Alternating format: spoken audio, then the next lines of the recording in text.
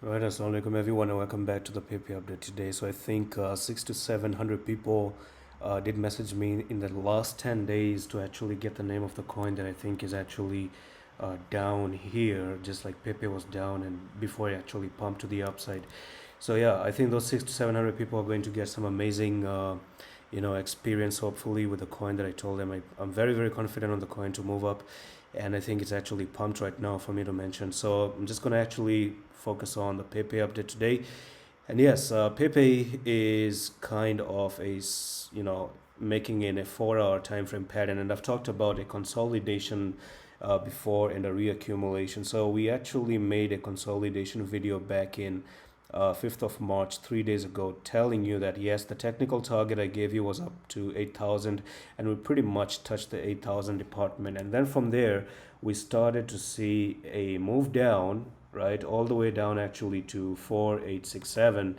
We saw it coming down, and then it pumped up, and then it came down, and then it's actually pumping up, which after some few days, and I told you very clearly that we need more candles. The more candles we're going to have, the better we're going to see how much of a decision making that can happen. So right now we actually got into more candle department. We came down, we're moving up, and potentially this is good actually. Okay, good in the sense that this is an ascending triangle, which means it's actually meant to continue higher, but at the expense of a break to the upside and a retest. We don't want to see, just because it's a continuation doesn't mean up.